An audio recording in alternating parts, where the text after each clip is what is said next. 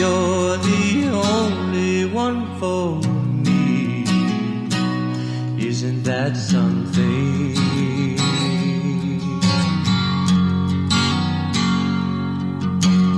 I can't see your stormy skies. There's just heaven in your eyes. Oh, isn't that something?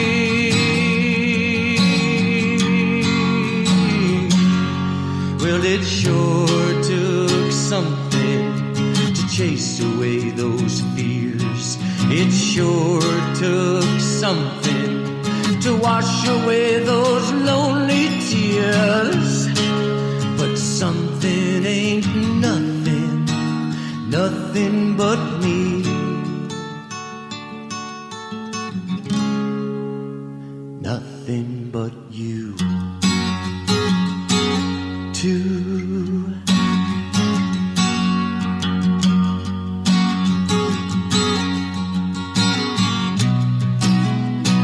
Oh, isn't that something?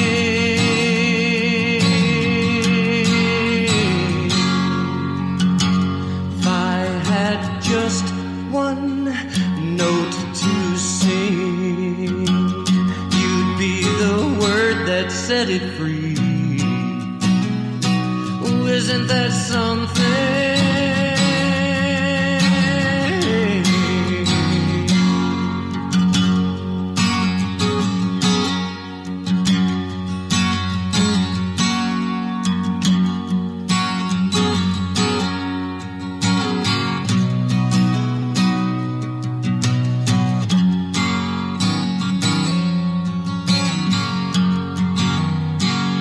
Yes, it sure took something to chase away those fears. It sure took something to wash away those lonely tears. But something ain't nothing, nothing but me. Nothing but you. Too. Yeah, too.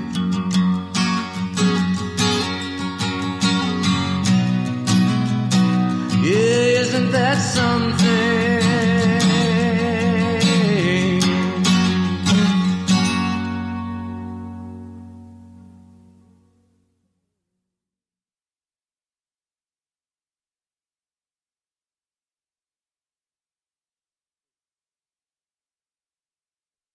I'm here.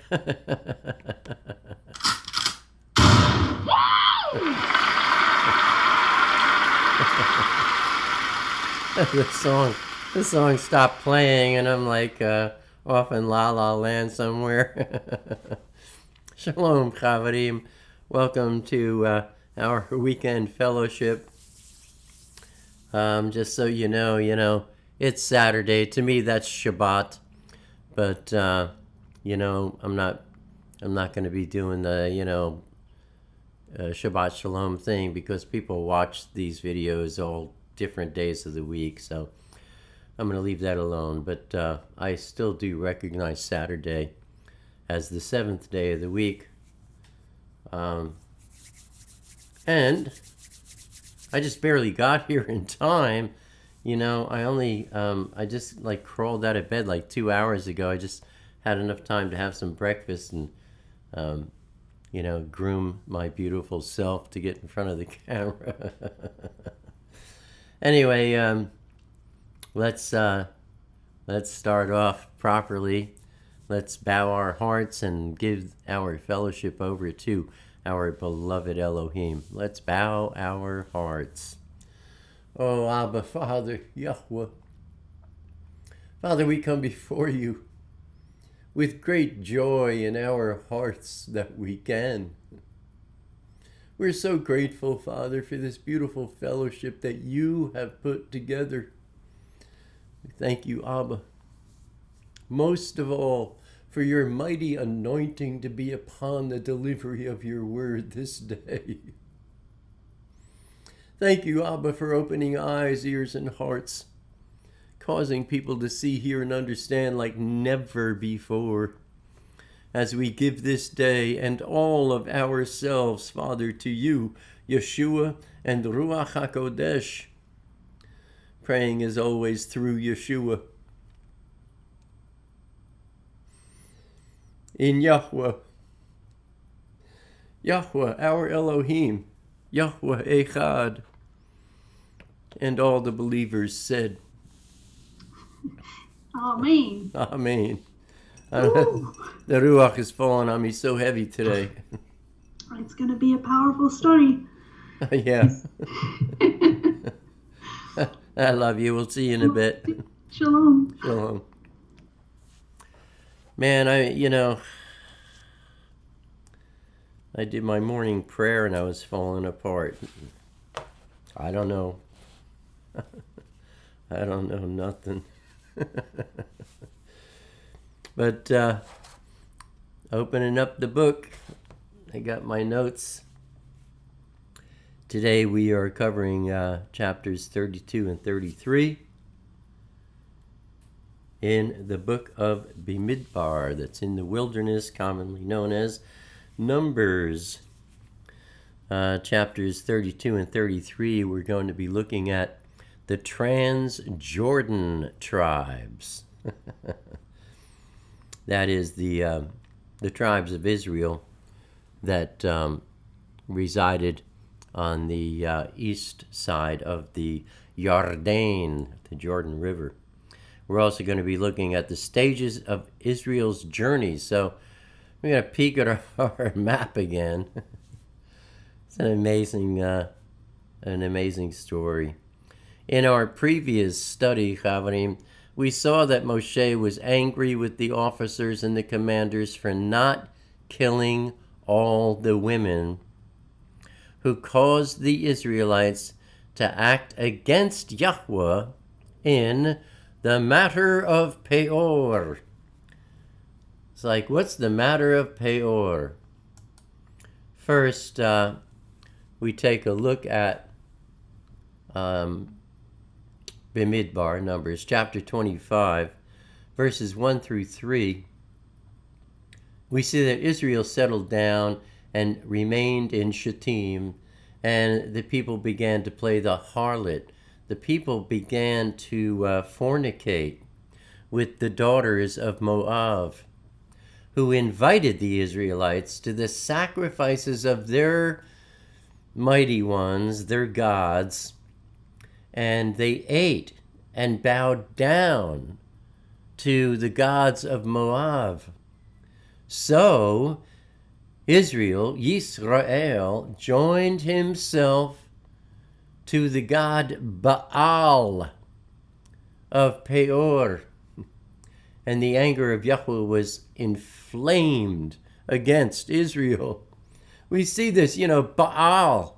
They joined themselves to Baal of Peor. We see Baal all over the place, and I think it's in Jeremiah where Yahweh says these prophets have caused my children to forget my name for Baal. These stupid English translators, every place else they see Baal, they replace that with the English word Lord. They didn't do it there, because then it would have said, Yahweh says, these prophets, these false prophets, they cause my children to forget my name for Lord. Are you still calling him Lord? Why don't you stop and start calling him Baal and get it over with? Or really get it right and start calling him Yahweh. Abba, Father, Yahweh. We also look at chapter 25, verses 6 through 8. Behold, one of the Israelites came and brought to his brothers a Midianite woman in the sight of Moshe and of all the congregation, all the people of Israel, while they were weeping at the door of the tent of meeting over Yahweh's divine judgment and punishment. And when Pinchas. This is my newest favorite friend. Pinchas. I love Pinchas. Because his heart was for Yahweh. And as Vanessa's always pointing out, her favorite scripture, that Yahweh searches the earth to and fro, looking to see maybe if there's anyone somewhere who has a heart for him. Well, here's Pinchas. Pinchas had a heart for Yahweh. And when he, the son of Eleazar, who was the son of Aharon, the Kohen Hagadol, saw it, when Pinchas saw this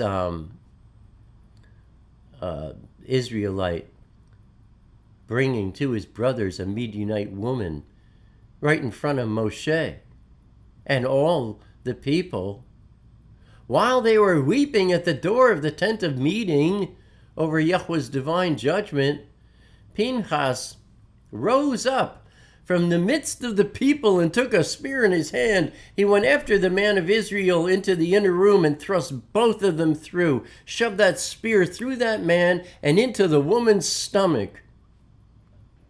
And right then on the spot, Yahweh's plague was stopped.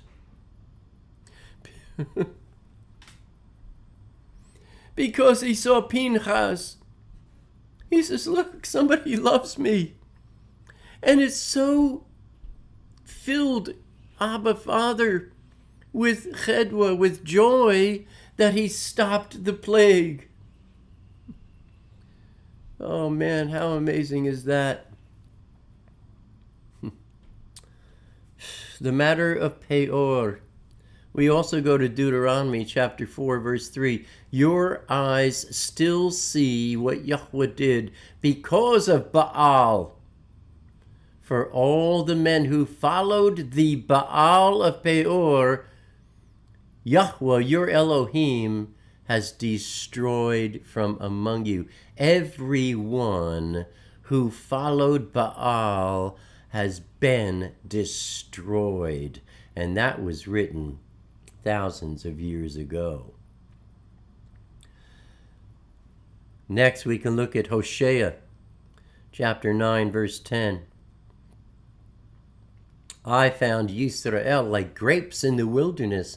I saw your fathers as the first ripe fruit on the fig tree in its first season.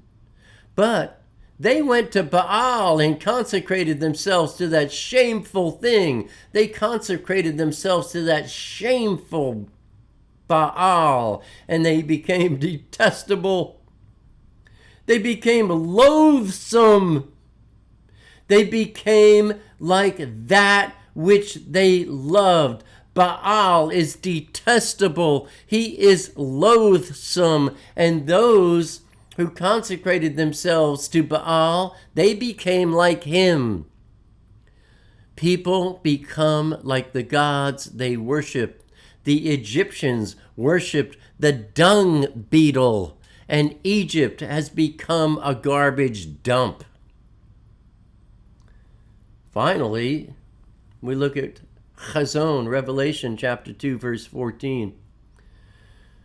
I have a few things against you, Yeshua speaking. You have some people there who are clinging to the teaching of Balaam, who taught Balak to set a trap and a stumbling block before the sons of Israel to entice them to eat food that had been sacrificed to idols and to practice lewdness, giving themselves up to sexual vice.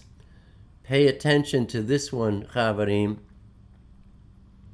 Hashatan and his minions will always use sexual vice, attractiveness to the opposite sex, or in many cases, attractiveness to the same sex, to keep people or to pull people away from the word of Yahweh.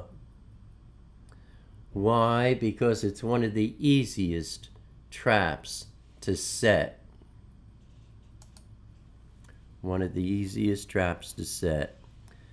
If you are single and you think you're being attracted to someone, be careful. Time is your friend. Take time and test that other person against the word of Yahweh. And also test that other person through prayer to Abba Father before you even begin to express any interest. At one point in my life, I started doing that. And it kept me from having any relationship with any female of any kind, anywhere, for the past, 36, 37, 38 years. A couple of years after I asked Abba to, don't let me hook up with any women unless it was from him.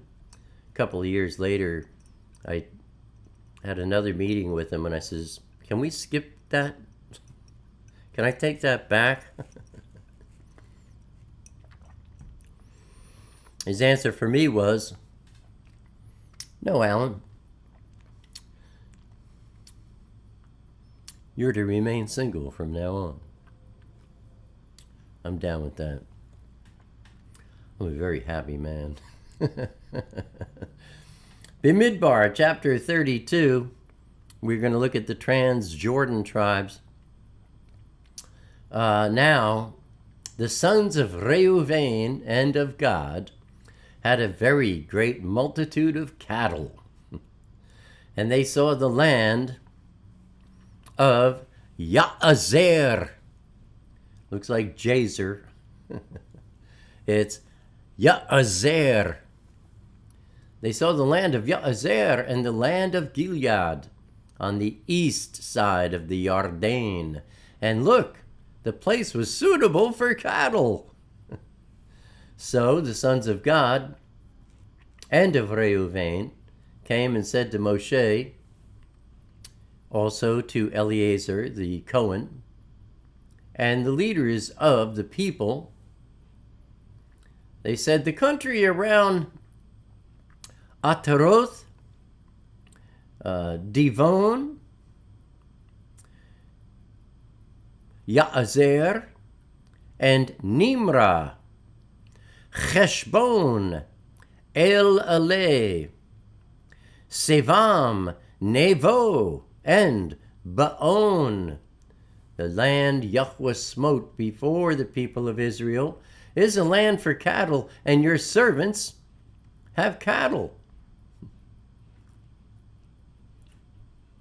And they said, if we have found favor in your sight, let this land be given to your servants for a possession. Do not take us over the Jordan.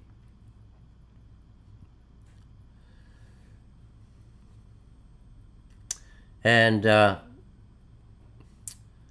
Moshe, here, my friends, he expresses anger and disappointment.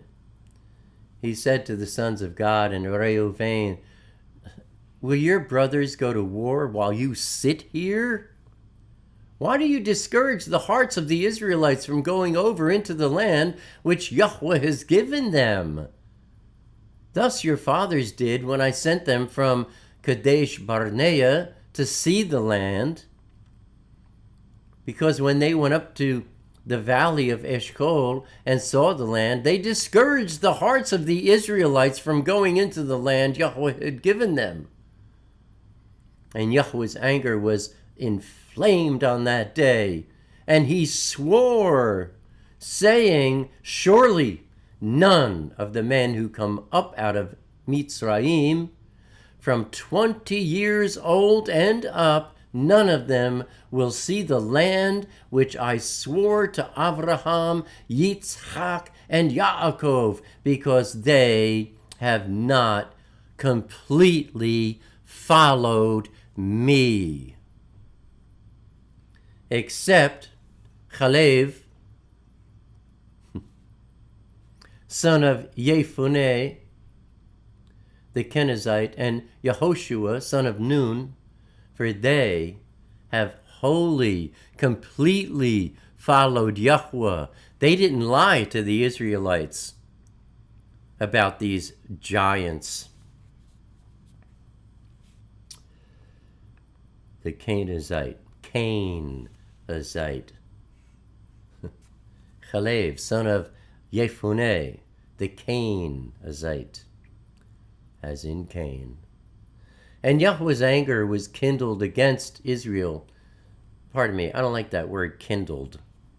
Yahweh's anger was inflamed against Israel, and he made them wander in the wilderness for 40 years until all the generation that had done evil in the sight of Yahweh was consumed.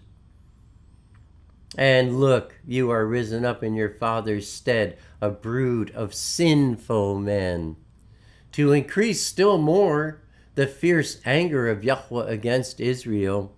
Here, Chavarim, is where we see why it took 40 years for them to get to the promised land.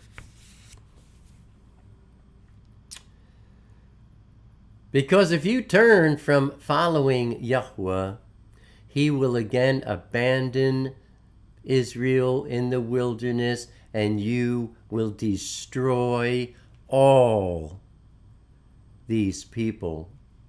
But they came near to him and said, we'll build sheepfolds here for our flocks, and we'll build walled settlements, little cities,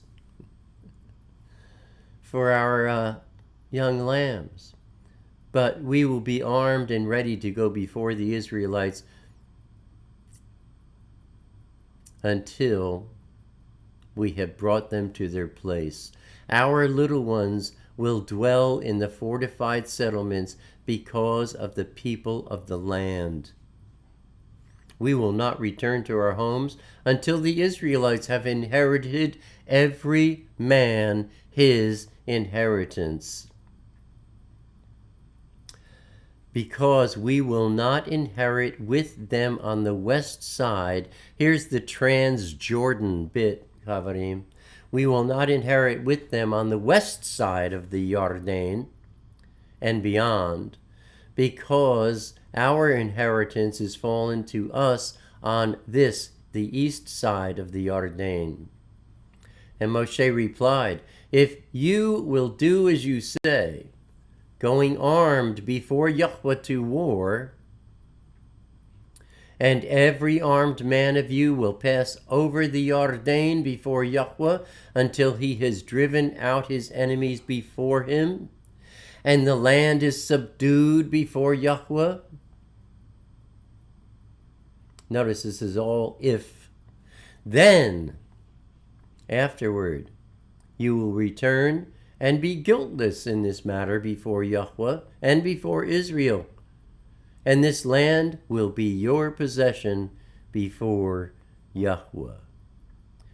But if you will not do so, look, your sin will find you out.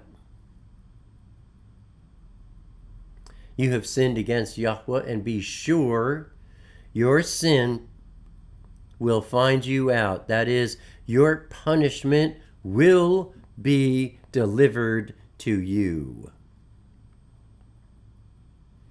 Build settlements for your little ones, folds for your sheep.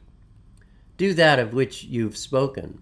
And the sons of God and of Reuven said to Moshe, your servants will do as my Adon instructs. As my Adon gave orders. Our little ones, our wives, our flocks, and all our cattle will be there in the cities of Gilead. But your servants will pass over, every man armed for war, before Yahweh to battle, as my Adon says. So Moshe gave orders concerning them to Eleazar the Cohen, and Yehoshua, son of Nun, and the heads of the fathers' houses of the tribes of Yisrael. And Moshe said to them, if the sons of Gad and Reuven will pass with you over the Jordan, every man armed to battle before Yahweh, and the land will be subdued before you, then you will give them the land of Gilead for a possession. But if they will not pass over with you armed, they will have possessions among you in the land of Canaan. The sons of Gad and Reuven answered, as Yahweh has said to your servants, so we will do. We will pass over armed before Yahweh into the land of Canaan, that the possession of our inheritance on this side of the Jordan may be ours. Moshe gave to them the sons of Gad and Reuven, and to half the tribe of Manasseh, the son of Yosef, the kingdom of Sichon, king of the Amorites, and the kingdom of Og, the king of Bashan, the land with its cities and their territories, even the cities round about the country. And the sons of God built Divon, Ataroth, Aroer, Atroth, Shofan, Ya'azer, and Yog-Beha, and Beit Nimrah, Beit Haran, Cheshbon, and El-Eleh, and Kiryath Ayim, and Nevo, Baal, Maon, and Sevam. Where am I? That was quite a stretch.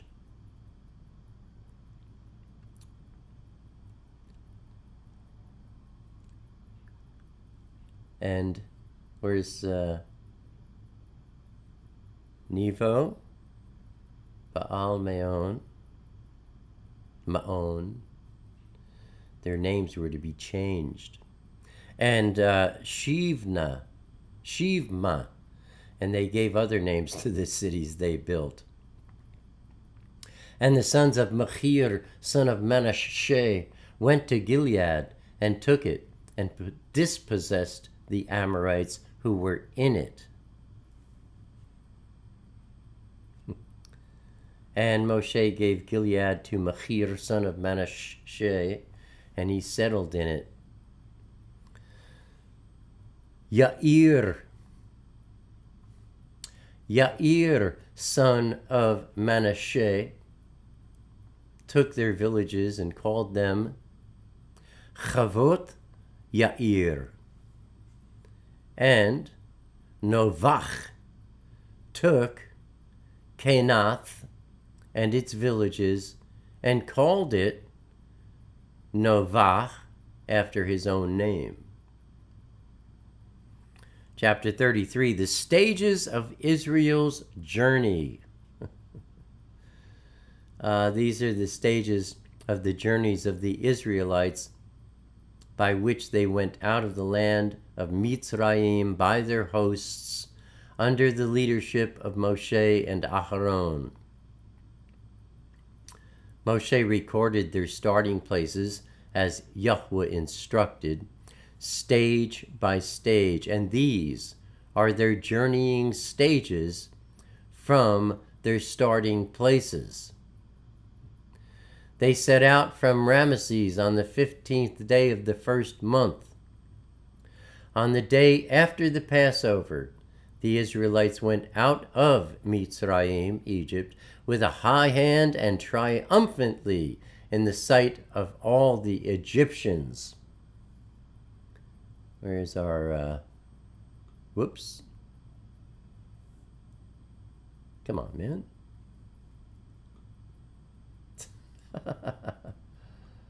All right, where's my map? There we go. It started out here. Israel was thrust out of Egypt. That was Exodus 12, Numbers 33. Then they came down here to Sukkot. Where are we? Oops, wrong one. They set out from Ramesses on the 15th day of the first month. Now, while the Egyptians were burying all their firstborn, whom Yahweh had struck down among them, upon their gods also Yahweh executed judgments. The Israelites set out from Ramesses and encamped in Sukkot. That's here, number 2. My mouse is acting funny. Sukkot, after the Hebrews left the first campsite, Yahweh attended them in a cloud by day and in a pillar of fire by night. I keep doing that. So they departed from Sukkot and encamped in Etham, which is at the edge of the wilderness. They set out from Etham and turned back to Pi-Hachirot, east of Baal-Zephon, and they encamped before Migdol. Where does that put us? Sukkot, here's Pi-Hachirot. Down here to Maram, Elim, the wilderness of Sin, Rephidim, and down on the bottom is Mount Sinai. There's the map up until Mount Sinai. They set out from Etham, turned back to Pi-Hachirot, east of Baal-Zephon, and they encamped before Migdol, and they journeyed from before Pi-Hachirot and passed through the midst of the Sea of Reeds, the Red Sea, into the wilderness, and they went a 3 days' journey in the wilderness of Etham and encamped at Marah. Marah is an important one. Marah is where Yahweh healed the waters of Marah. And after that, here's Marah's down here. After Marah, they went to Elim, which is just below that, where Israel camped by 12 springs and the 70 terebinth trees. So they journeyed from Pi-Hachirot and passed through the midst of the Sea of Reeds into the wilderness. They went 3 days' journey into the wilderness and encamped at Marah, where Yahweh healed the waters. They journeyed from Marah and came to Elim. At Elim there were 12 springs of water and 70 palm trees, and they camped there. They pitched tents. They set out from Elim and pitched tents by the Sea of Reeds. Then they journeyed from the Sea of Reeds and pitched tents in the wilderness of Sin. And they traveled on from the wilderness of Sin and encamped at Dovka. And they departed from Dovka and encamped at Alush. These are more details than we have on the map. And they set out from Alush and encamped, pitched tents at Rephidim, where there was no water for the people to drink. And they departed from Rephidim and encamped in the wilderness of Sinai. That's where we wind up. Here's Rephidim, and now we're down at the very southernmost point of Sinai. They journeyed from the wilderness of Sinai and pitched tents at Kivroth Hata'ava. Kivroth Hata'ava. And they traveled on from Kivroth HaTa'ava and encamped at Chatzaroth. And they journeyed from Chatzaroth and encamped at Rithma. And they departed from Rithma and encamped at Rimon Peretz. They departed from Rimon Peretz and encamped at Livna. And they removed from Livna and encamped at Risa. I don't even know if that's on our map. So now they're heading north. Right here is where they constructed the tabernacle.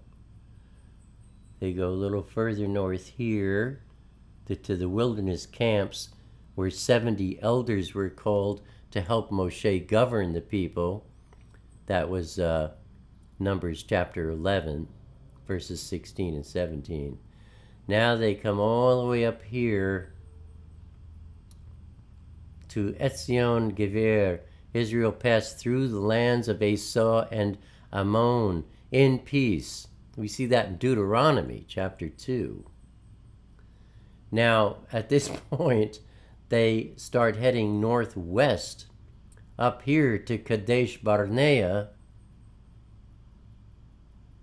and they're just going to hook around and come back down again to where they were, and then they head over east towards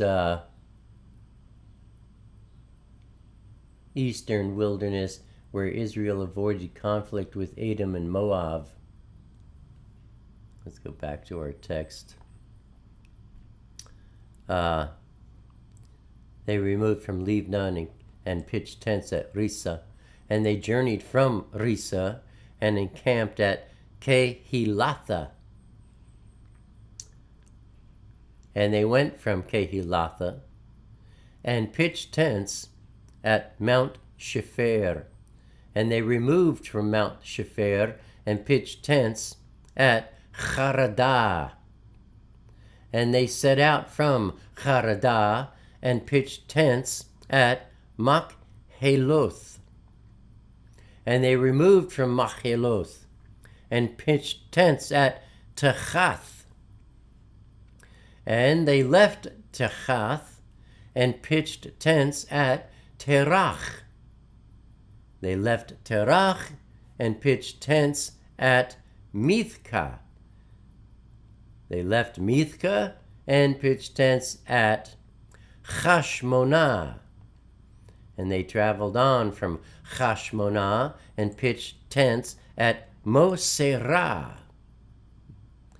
And they left Moserah and pitched tents at Binah,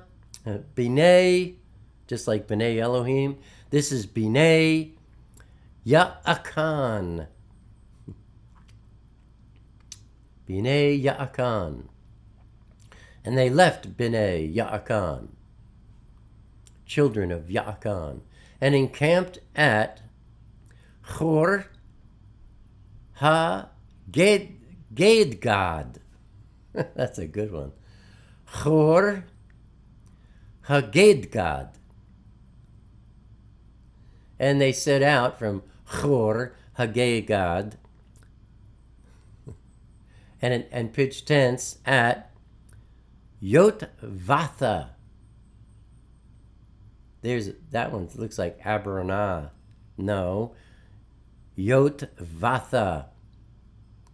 Why did they bother changing the Aramaic to their weird English ideas? Like, it says Yotvatha.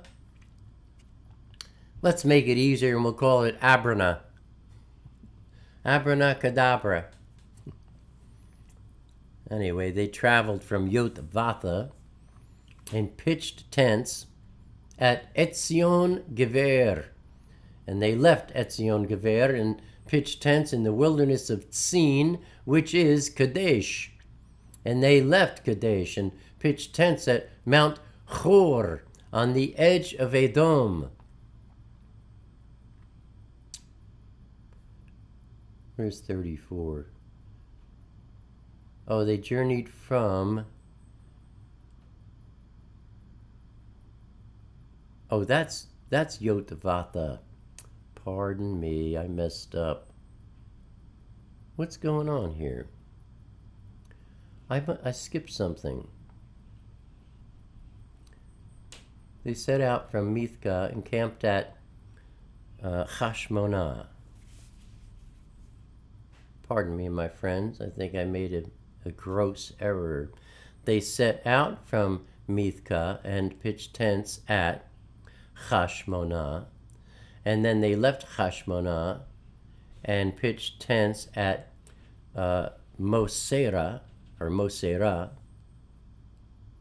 And then they journeyed from Moserah and pitched in Bnei Ya'akan. I think I was good up till there. And then they set out from Bnei Ya'akan and encamped at Hor HaGedgad. They set out from that one and pitched tents at, here we go, this is where I messed up. It says Yotbatha, and that's Yotvatha. Then they journeyed from Yotvatha and encamped at, oh, here's what I was making fun of, Abrona, which is Evrona. Evrona. So that should be EV instead of AB. Evrona. And then they left Evrona and pitched tents at Etzion Gever. Then they left Etzion Gever and pitched tents in the wilderness of Sin, which is Kadesh. And they left Kadesh and pitched tents at Mount Hor on the edge of Edom. And Aharon, the Kohen Hagadol, went up on Mount Hor at the word of Yahweh. Here the English says at the command. No, it's not a command again. But this time it wasn't so much an instruction like a Torah in the original language. It was peh, mouth. So Aharon went up on Mount Hor at the word of Yahweh that Yahweh spoke to him. And Aharon died. Aharon died there on Mount Hor in the 40th year after the Israelites came out of Egypt, the first day of the 5th month. Aharon was 123 years old when he died on Mount Hor. Man, that's almost twice my age. I would not want to go that long here. Aharon was 123. Wow. The Canaanite king of Arad, who lived in the south, that is the Negev, in the land of Canaan, heard of the coming of the Israelites. They set out from Mount Hor, and they pitched tents at Salmonah. And then they left Salmonah and pitched tents at Punon. Then they left Punon and pitched tents at Ovoth. And they left Ovoth and pitched tents. Dechana pitched tents in Iye Ha'avarim. Where is that one at? Here it is. This I-Y-E is Iye. They left out the Ha-Avarim. It's Iye Ha-Avarim. And the original language says they chana at Iye Ha-Avarim. Where everything I've read here so far, wherever you see the word encamped, the original is chana, pitching tents. So they left Ovoth and pitched tents at Iye Ha'avarim. on the border of Moab. And they departed from Iyim. What's Iyim? They traveled on from Ovoth and encamped, pitched tents at Iyeh Ha'avrim on the border of Moab. Then they departed from Iyim, wherever that is, and they pitched tents at Divon. Now here it says Divon God, but the original language says that they chana at Divon. It doesn't say Divon God. It just says Divon in the Father's word. And that's a town on the east side of the Jordan that was taken by the Israelites and rebuilt by the tribe of Gad. That's why they said Divon God in the English, pointing at the fact that Divon was taken by the Israelites and rebuilt by the tribe of Gad, as if anybody would know that that's what that meant when they said Divon God instead of Divon. Anyway, they they left Divon and pitched tents at Almon Divlatha Yema. But here's a good one. This says Almon Diblathaim. The Father's word says Almon Divlatha Yema. And they traveled on from Almon Divlatha Yema and pitched tents in the mountains of Avrim before Nevo. And then they left from the mountains of Avrim and pitched tents in the plains of Moab by the Jordan at Jericho. And they encamped by the Jordan from Beit HaYeshimot. They left out the Ha again. Beit HaYeshimot. As far as Avel Hashatim. Left out the Ha again. In the plains of Moab. And Yahweh said to Moshe in the plains of Moab by the Jordan at Jericho, tell the Israelites when you have passed over the Jordan into the land of Canaan, then you shall drive out all the inhabitants of the land before you, and destroy all their figured stones and all their molten images, and completely demolish all their idolatrous high places. You see, Chavarim, this is why the Father does not like us to have any engraven images. A picture is not engraven. Something that is engraven is something that is shaped, either carved out of wood or shaped and formed out of soft clay and baked. But he doesn't like to have any engraved images of any kind representing anything from the Shamayim, the earth, or beneath the waters. And this is why, because here he's telling Moshe, you go into this land of Canaan and you drive out all the people that live there. You destroy all their engraven images, figured stones, molten images, and completely demolish. That's why I always say, you don't throw in the garbage where somebody else can find it and use it. Destroy it so no one can ever use it. And Yahweh says, completely demolish all of their idolatrous high places where these things are found.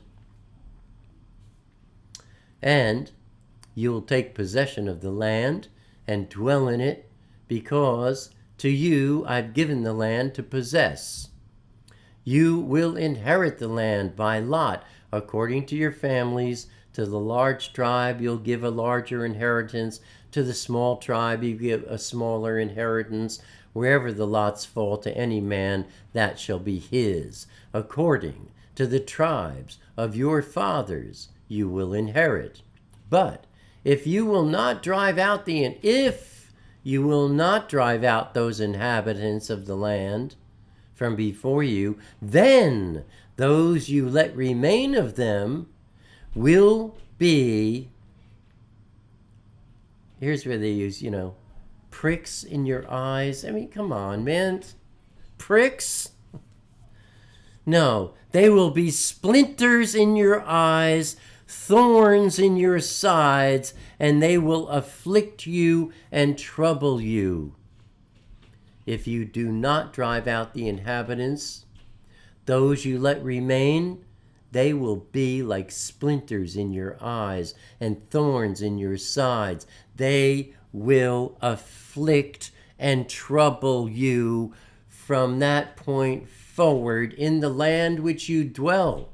You want to leave them there? And as I thought to do to them, I'm going to do to you instead, because you disobeyed. Wow. That's our study for today, Chavarim.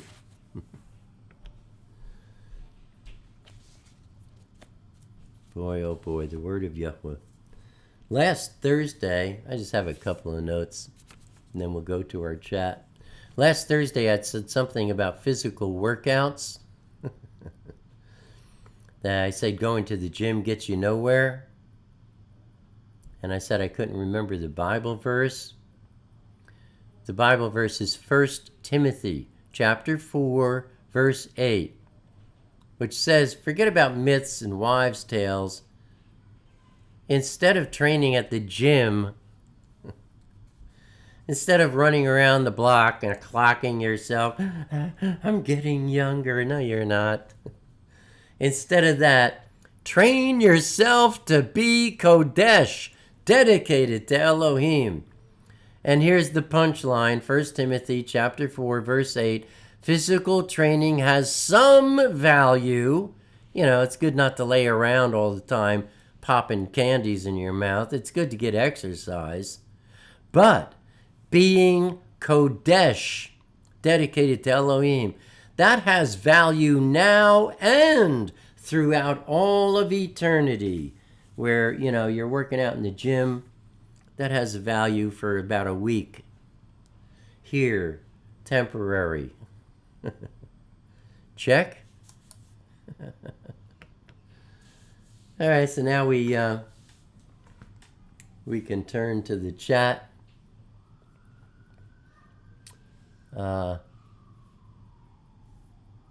Where's Vanessa? Did Vanessa show up? She said she was going to be here. She lied. Vanessa lied. You're in big trouble, girl. Oh, I forgot, except for one thing. Yahweh looks at you. He doesn't see your iniquity. Why? Because you, Vanessa, are his. You're covered by Yeshua. So, I don't see any questions. Oh, here's one from Zachary. Hey, Zach! Zachary!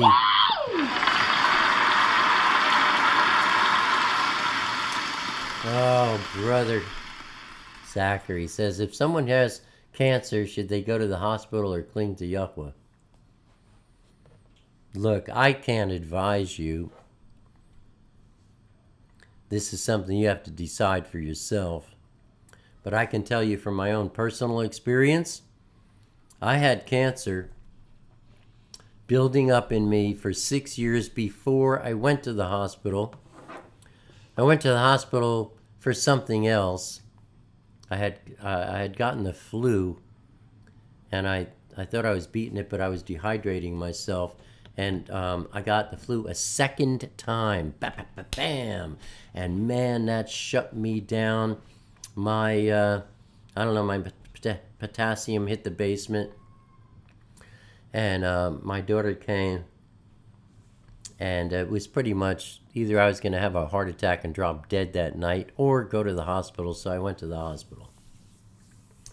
They don't know anything about what they're doing.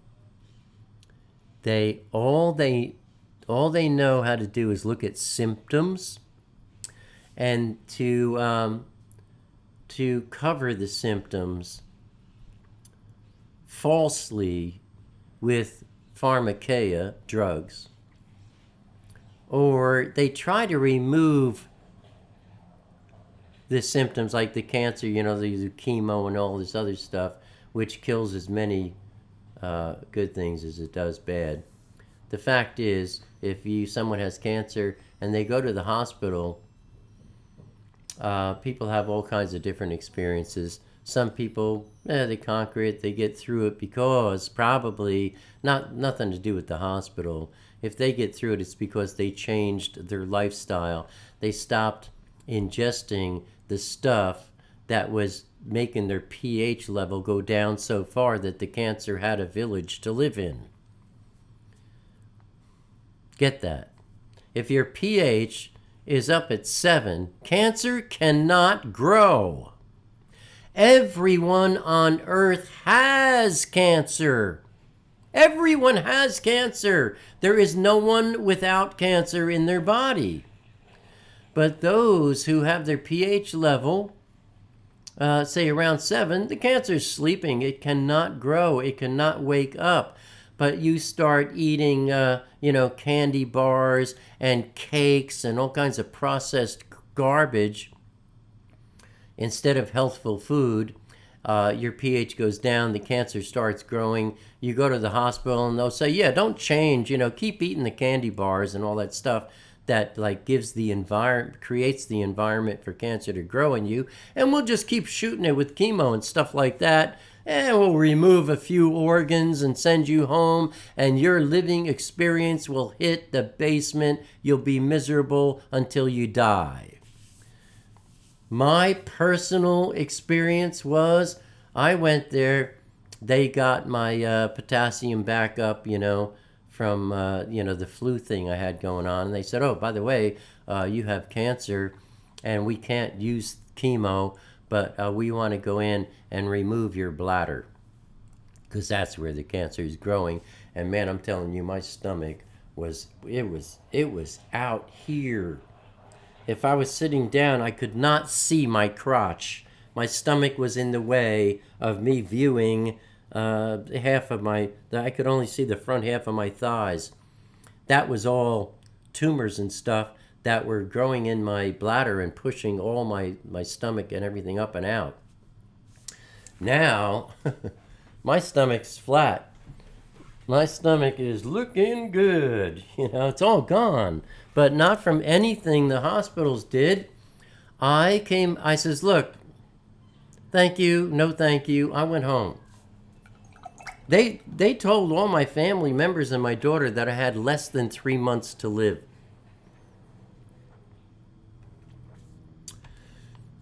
That was 6 years ago, last February.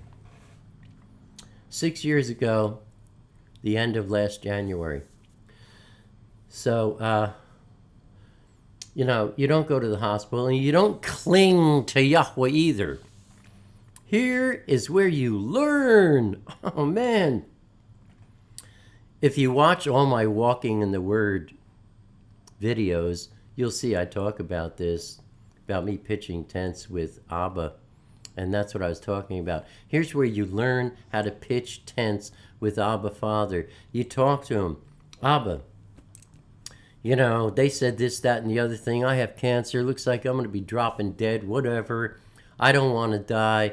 I want to stop doing what I did to create this problem. How do I fix it? Well, he showed me this. I tried that. Oh, some improvement. He shows me that. Being back and forth. I did something stupid. Oh, geez, this is happening again. You live and you learn. You do not die.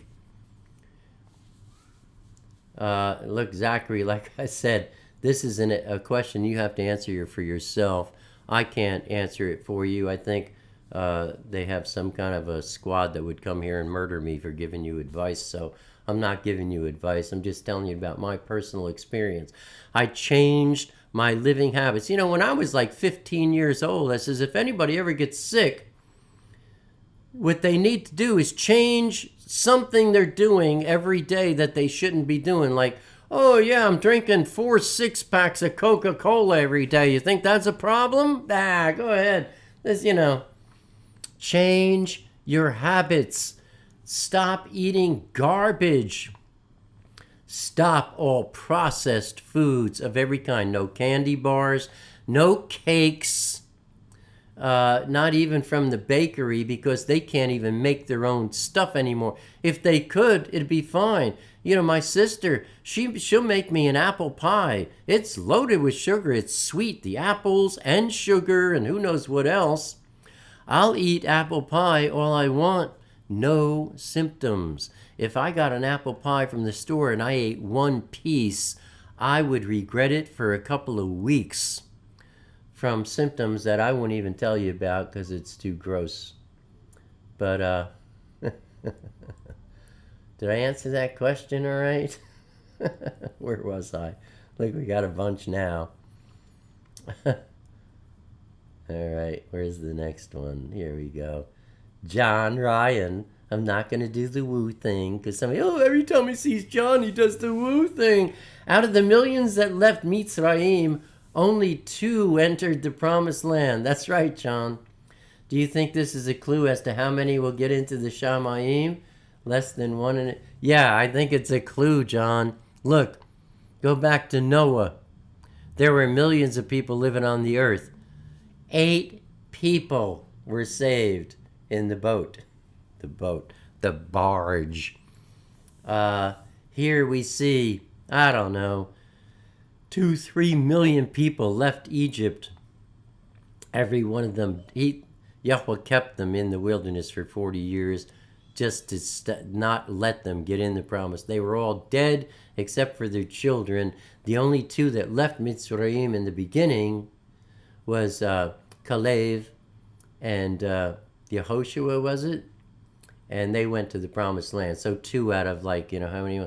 This is why I keep saying everybody thinks, every Christian on earth is going to get raptured and all the planes are going to fall out of the sky. Cars are going to be killing everybody all over the place. Buses, and planes are going to crash into school buildings and kill all the children that didn't get taken. And, everybody's getting raptured, especially America, because we're all such Christians here.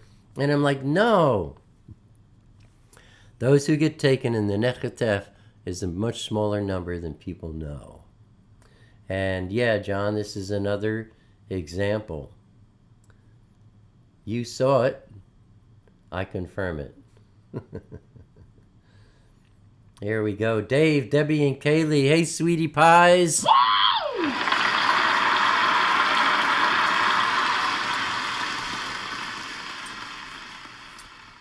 Dave, Debbie, and Kaylee say, if they truly pitch tents with Elohim, they truly do everything they do every day, all day with Elohim. Many more would have made it to the promised land. So in their case here, would it still be Chana? No, look, they weren't just not pitching their tents with Elohim, man. They were worshiping Baal. And God knows how many other false gods. God knows. What's up, little girl? Hilarious. I think I interrupted too early. I'm sorry. All right. I'll see you in a little bit. Okay. Shalom. You're going to hell. You made a mistake. Oh, I didn't say that. No, they were worshiping false gods, man. It's not because they didn't pitch tents. Look, you don't pitch tents.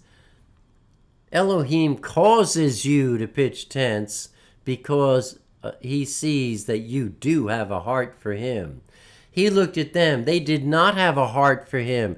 They had a heart for all these other false gods, Like, oh, maybe I'll have more good luck, you know. I'll go pet this little thing over here, rub Buddha's belly, you know, whatever. They don't have a heart for him. He says, that's it. I'm done with all of them. If there was, you know, one more, then he would have brought them. But no, there was only two.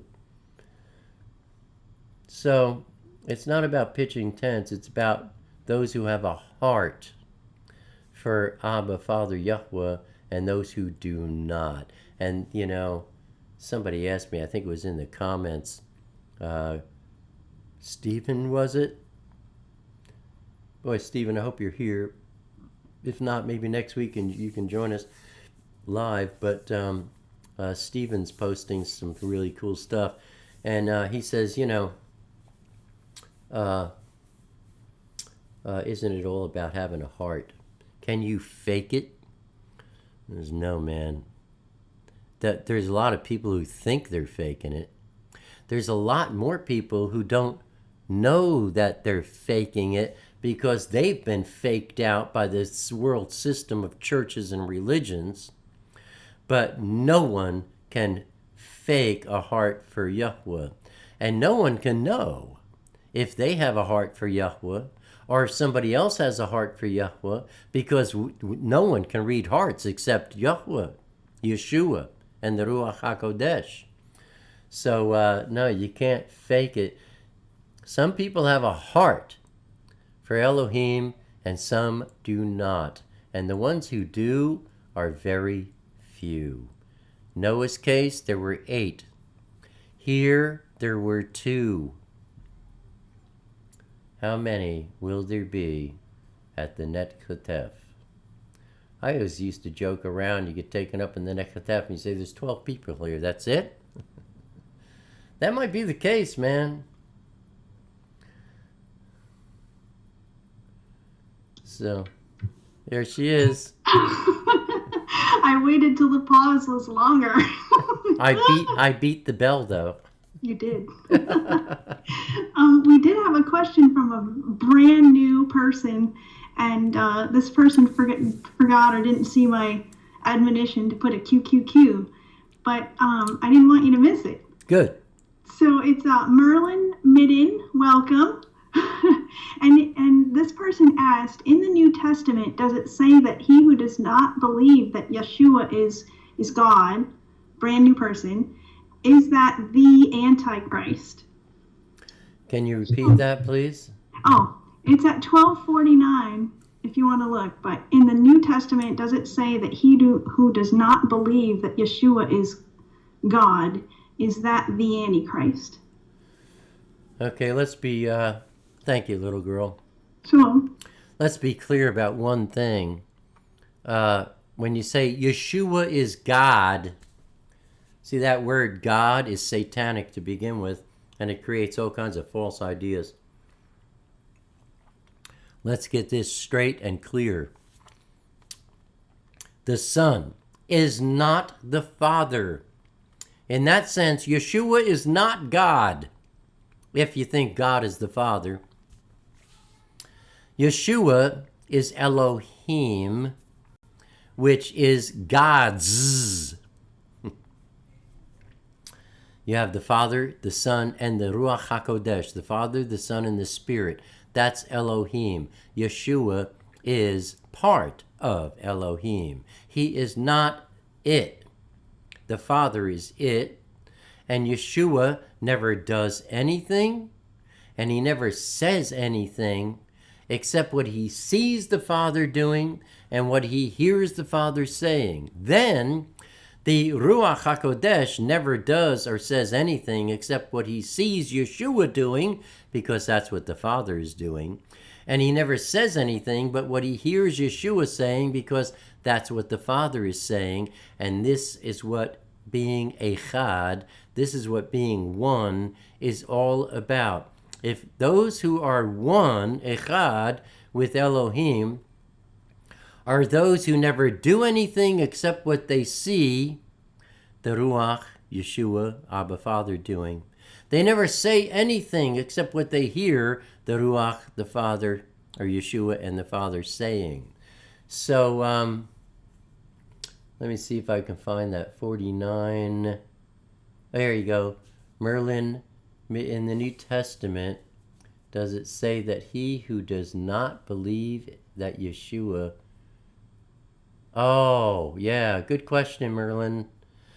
What Merlin is saying is, does the Father's Word, forget New Testament, Old Testament, what does the Father's Word say, or rather, who does the Father's Word say the Antichrist is? Because the Antichrist is not one guy that everybody refers to as the Antichrist.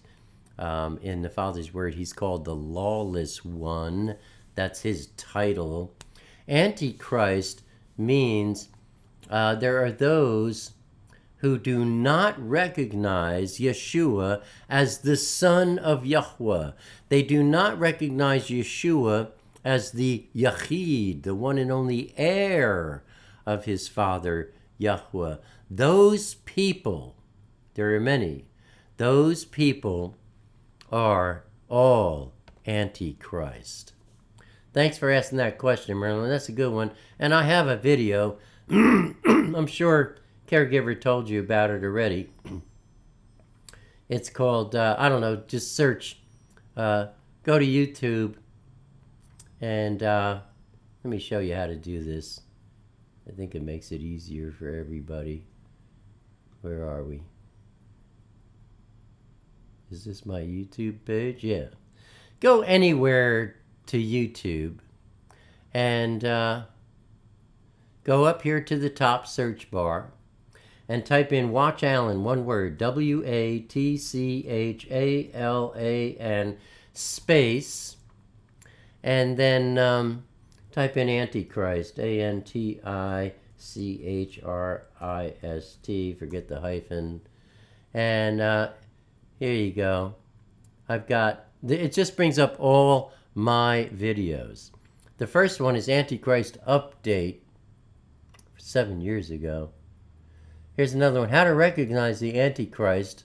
I did that one 9 years ago. Here's one, Antichrist, 9 years ago. Then we go to Revelation Update, info about the Antichrist. So there's 4 videos I've made that you should watch. 10 minutes, 10 minutes, 30 minutes, whatever. And that'll get you up to snuff about the Antichrist, who the Antichrist is, and all that kind of stuff. Good question. Mysterious Tony is here. I guess, Tony, you're just insisting that you are mysterious. But I think you're kidding yourself. Alan, do you have a video of the certain foods and drinks you recommend and eat yourself? No way. No, I just, look, I eat, here I'm drinking ruby red grapefruit juice from Trader Joe's. This is not some grapefruit drink, flavored drink or whatever. This is grapefruit juice squeezed from the fruit. I'll drink orange juice, fresh squeezed. I add water to it because there's a lot of sugar in OJ. If I'm going to have something like, cake or pie, it's homemade. My sister makes it. I don't know what they're doing, man. But look, here in New Jersey, this is insane. In New Jersey, it is illegal for any baker to bake his own bread. If any baker gets caught baking their own bread, they will be fined $1 gazillion. All their family members are going to be executed and sent out to prison camps, whatever, something like that. It's very threatening. They cannot bake their own bread. What on earth? Welcome to, communistic political New Jersey, Democrats. Anyway, I can't get anything from a bakery. I ordered some bread from Philadelphia, Pennsylvania. The bakers can bake their own breads. I think it cost me $50 to get like 2 loaves of bread in my house. I was making French toast. That bread was so delicious. Anyway, my point is, stay anything that's processed, no. Homemade, yes. Natural, organic, yes. But be careful with organic. They're starting to say, oh, this is organic. Yeah, it was grown, in some factory someplace with hydroponics. And they're saying, yeah, it's organic. No, that's not organic. That's a lie. But there's a lot of stuff they're saying is organic, and it's not. Good, very mysterious question, Tony. Thank you.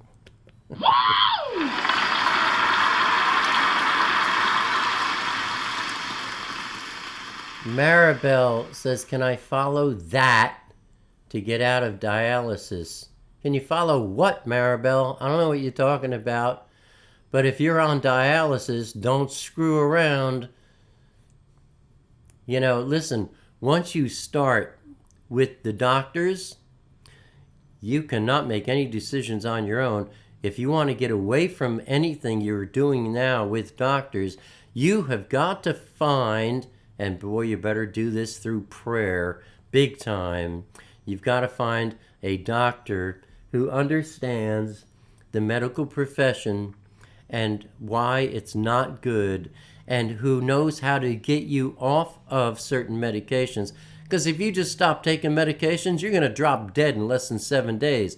Those medications have stopped your organs from operating at all. People are taking thyroid pills. Their thyroids are now dead. If they don't take those thyroid pills, or they wind up in a situation where they can't get any, they're going to die because their thyroid, it can't work. There's doctors out there, they know how to reverse this. That's how you get away from things that you've already gotten yourself into. Be careful, my friends. Of course, you won't go home before your time, but you can suffer a whole lot more than you should have. Look, these fellowships, they're just going into an hour and a half, whether we like it or not. Pamela, would you like a summer cowboy hat? If so, I need the size. I wear the smallest size you can find, with 6 something. But don't go wasting your money, because I'm really picky. If you get me the wrong kind of hat, I'm just going to throw it in the garbage. I'm not going to wear it. It has to look like, and a Kubra hat. It's got to, I don't know, it's got to look good on me. A lot of hats don't. Yeah, there's a couple I found that are all perforated up top so the air can get through. And I'm probably going to be ordering one. But if you can't find a hat that's really cool, this is a cool hat. Yeah, can you dig it? Give me the wrong kind, it's just going to go in the garbage. Don't waste your money. I am very picky.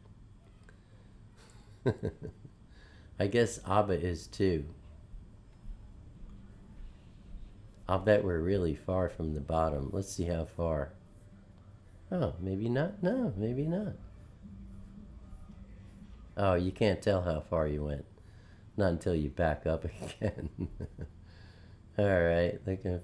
Vanessa P. Hey, sweetheart. I recently had Zachary Diaz spectra cell reading. And now I'm doing yeast protocol. This restores the pH to the cell, turning my immune system into a super immune. Yeah, whatever. Keep that stuff to yourself, all right, Vanessa? You put information like that out there, people can misunderstand it and do the wrong things. Just keep it to yourself, between you and Elohim. If you want to steer people, steer them the way I just did, by getting them to find their own way, not by getting them to try and follow your way. Your way is not anyone else's. My way is not anyone else's. That's why I didn't get into details. Learn to do the same. What you got, little girl? seems like your theme today, our Abba's theme as it's come out today, is pitch your tent with Elohim right out of the study. And you have two awesome studies on how to do that. One is called Pitching Your Tent with Elohim. And the other one, which is my favorite of the two, is Walking with Elohim. So everyone write those down and go right to those and get a great big huge anointed answer to go along with these. Thank you, sweetheart. So Let's see what happens. If I go here and I do Watch Allen, space, walking, space, pitching, Pitching. And look, you got Walking with Elohim, Pitch Your Tent with Elohim. You see how this works, my friends? Just go to YouTube up top. Type in Watch Allen, one word, WATCHALAN. Don't misspell my name, ever. You get in a lot of trouble with Elohim when you misspell my name. I'm only kidding. Then you do a space, and I typed in walking, because I want to know about walking with Elohim. All you need is one word. Pitching, because I want to know about pitching tents. And look what came up. Walking with Elohim, pitch your tent with Elohim. That makes it real easy to find what the video's caregiver was just telling you about. Yeah, Vanessa, again, keep your personal stuff to yourself, because what works for you does not work for somebody else. Any doctor will tell you that. You know, two people can come in the office with the exact same problems. They both require two completely different solutions. That's why we need to learn to pitch our tents with Elohim, not with Alan, not with Vanessa, you know? What works for you doesn't work for others. Don't share that. What you want to share with them is what really worked for you was pitching tents with Elohim. Prayer. Doing everything with Abba by saying, you know, Abba, I'm going to the doctor. Please come with me. Don't let me make mistakes. If this is the wrong guy, woman, let me know, you know, and so on and so forth. Arthur says, caregiver, why did he pass my question? Because, Arthur, I didn't see it. Maybe you didn't do a QQQ. I don't know what. Maybe the Ruach didn't want me to see it. Which is exactly what caregivers said, of course. All right, let's look for... I'm looking for QQQs. I'm not looking for names, okay? And sometimes, if I see my name in a red box, like Vanessa knows how to do, then that gets my attention, too. I better grab some text. We've gone a ways here. A lot of yak. I don't see any QQQs. Cake and French toast. Can we have hash browns too? Yeah, if they're homemade. Hey, Cammie.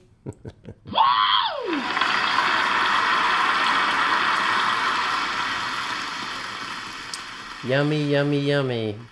Yeah, if you do the French toast, you know, don't go crazy, because maple syrup is... It's too much sugar to be doing a lot of it. That'll get your pH down and the cancer will come up. Yeah. Look at us, man. We're going on like an hour and 25 minutes here already. It's Saturday. Who cares, huh? You got something better to do? Wonder what happened to Vanessa today. She's not here.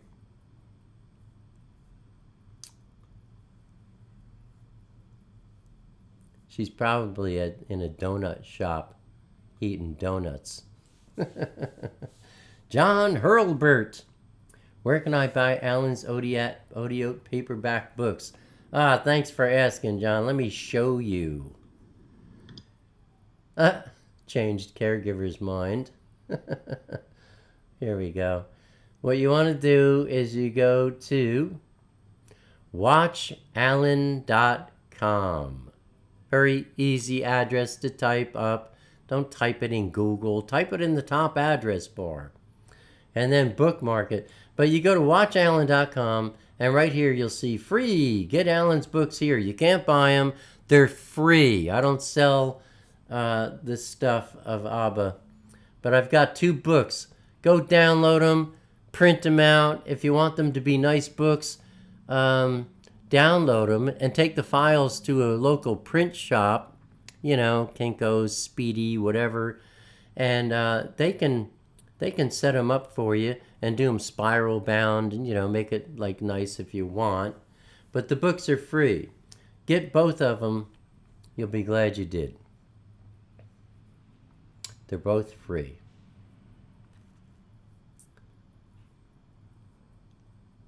John Hurlburt again. Van and actual paperback still be purchased. Can, obviously. No. But you can make one. Like I said, get the file, take it to a print shop. They'll print it out. If you want a cover, talk to them about it. They'll make it happen. If you need artwork for the cover, let me know. I'll hook you up with that. But no, they're not for sale.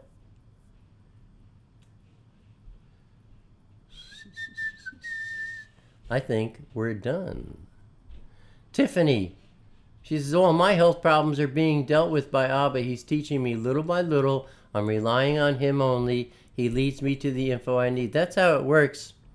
You have to be patient, and you have to learn. John Ryan, after lots of prayer, Abba hand-picked a dentist for me, and it was the best experience I've ever had at the dentist. I had fun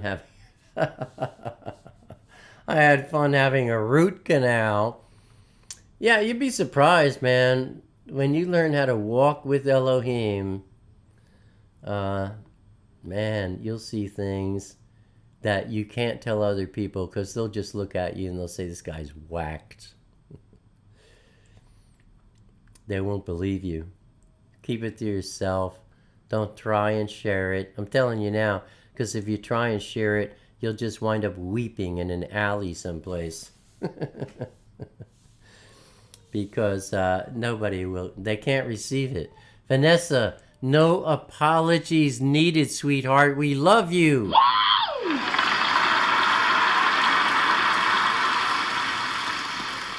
Don't ever apologize for instruction that I give you from the Father. You're not being pointed at like you're something miserable. I'm just teaching you how to walk better. Don't apologize. Be grateful and thankful for, advanced understanding. You didn't do anything wrong. It's only natural, to want to share what worked for you. Okay. Austin Hines. I've heard bad things about root canals. Anyway, let's stop the chat. Let's bow our hearts and close with prayer. Beloved Abba, Father. Oh, Abba, we love you so much. Thank you, Father. Tuti, Abba. Thank you for the mighty work you are doing in the hearts of so many this day. Oh, Abba, teach us how to walk with you. Teach us how to let go of the flesh that makes us want to rely on other people.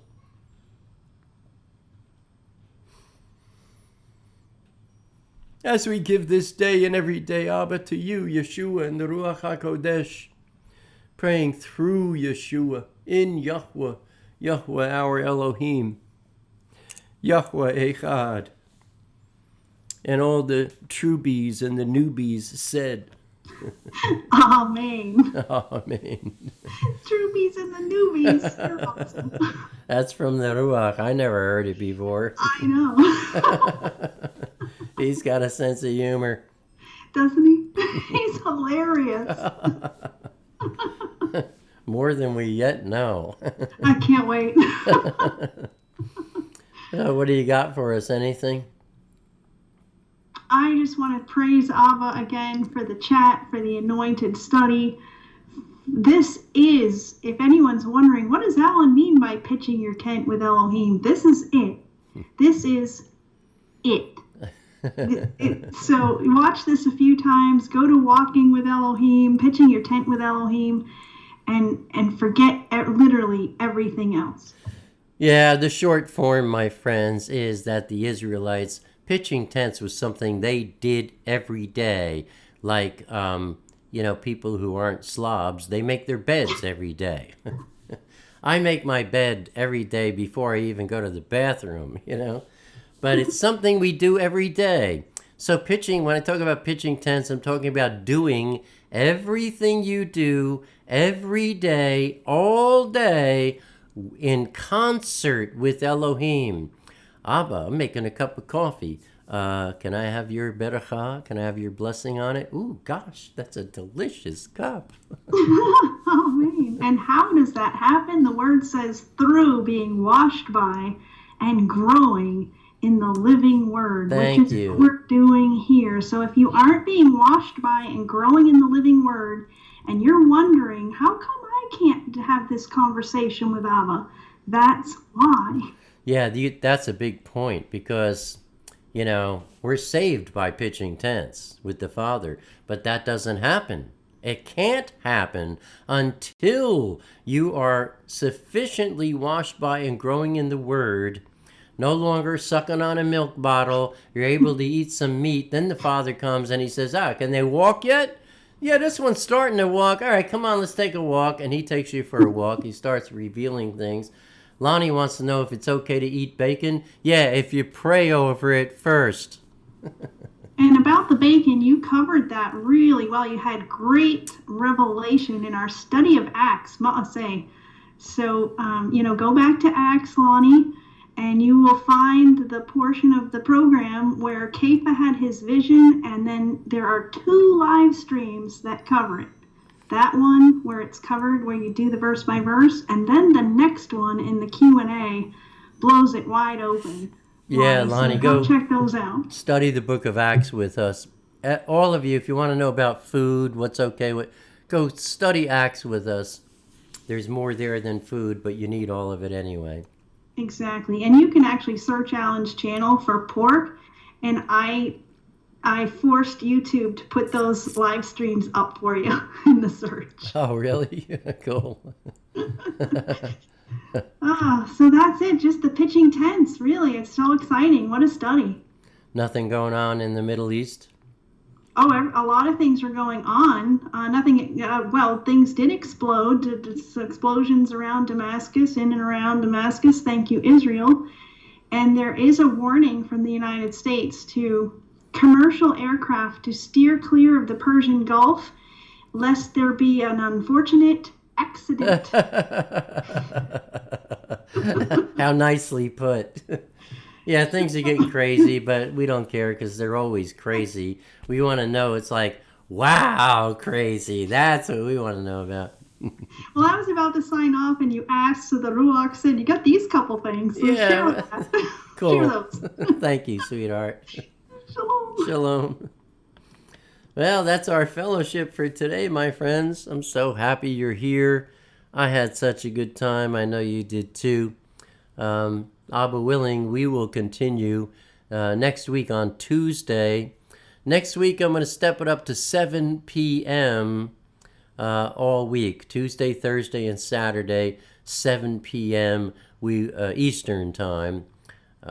We will be fellowshipping live. So I hope to see you then.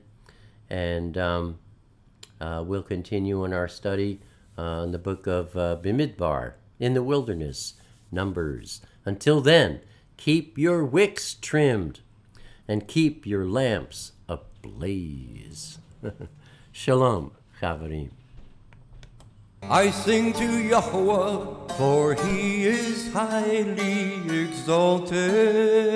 The horse and its rider he has thrown into the sea. Yah is my strength and song, and he has become my deliverance. He is my ale, and I praise him, Elohim of my father, and I exalt him. Yahweh is a man of battle, Yahweh is his name. He has cast Pharaoh's chariots and his army into the sea, and his chosen officers are drowned in the sea of reeds. The depths covered them, they went down to the bottom like a stone.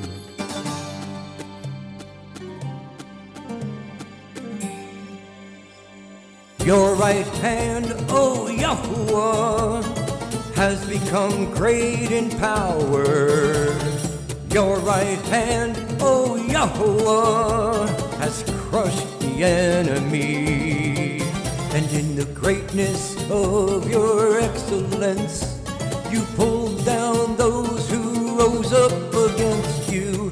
You sent forth your wrath, it consumed them like stubble. And with the wind of your nostrils, the waters were heaped up. The floods stood like a wall, the depths became stiff in the heart of the sea. The enemy said, I pursue, I overtake, I divide the spoil, my being is satisfied on them. I draw out my sword, my hand destroys them. You blew with your wind, the sea covered them, they sank like lead in the mighty waters. Who is like you, O Yahuwah, among the mighty ones? Who is like you, great in Kodeshah, awesome in praises, working wonders? You stretched out your right hand, the earth swallowed them. In your kindness, you led the people whom you have redeemed. In your strength, you guided them to your Kodesh dwelling. Peoples heard, they trembled, anguish gripped the inhabitants of Pelasheth. Then the chiefs of Edom were troubled, the mighty men of Moab.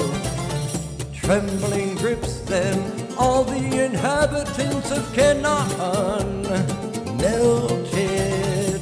Fear and dread fell on them by the greatness of your arm. They are as silent as a stone. Until your people pass over, O Yahuwah. Until the people whom you have bought pass over. You bring them in and plant them in the mountain of your inheritance, in the place, O Yahuwah, which you have made for your own dwelling, the Mikdash, O Yahuwah, which your hands have prepared.